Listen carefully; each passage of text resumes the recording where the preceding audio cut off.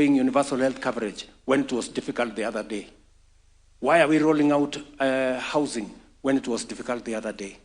Why are we transforming our social security savings, doubling in 2 years when it was not possible the other day?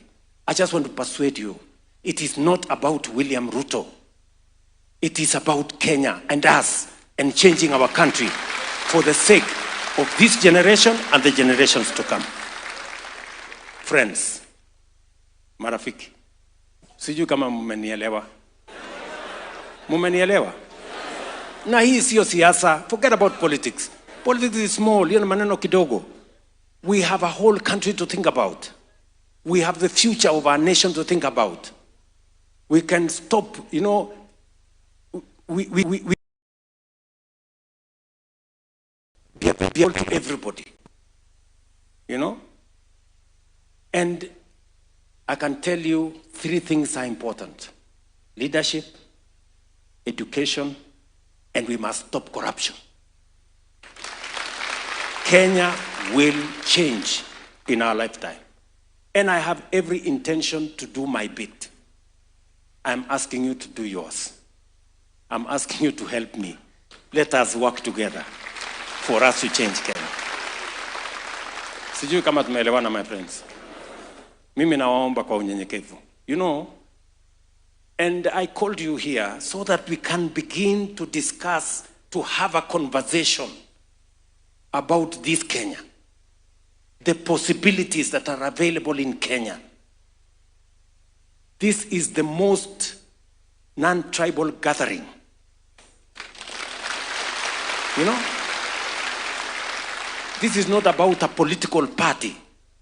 This is not about a political side. This is about Kenya. Nyinyi mnanielewa? And shortly, we're going to, I want us to have this conversation as a country. This is a conversation I have had with former Prime Minister Raila Odinga. This is a conversation I have had with my friend Uhuru Kenyatta. Because we must stop partisan things, sectional, you know. It is possible for all of us to do well. Nyinyi mnanielewa marafiki zangu? Please, good people, this is why I called you. Yeah? I really wanted to have this conversation with you. To tell you, and I wanted to call this conversation, to have this conversation with you now.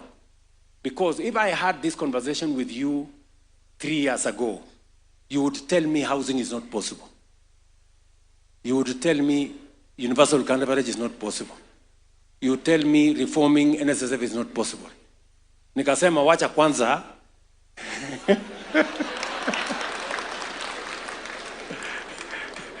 nianze na makelele na nini na maandamano, lakini ili nikiwaita, you are witnesses of what is happening.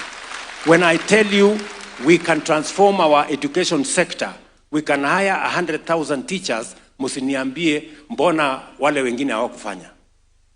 Now you know it is possible, don't you? You know it's possible. Ama namna gani? Because it's been done. And that is why I have big difficulties, because we have a disconnect.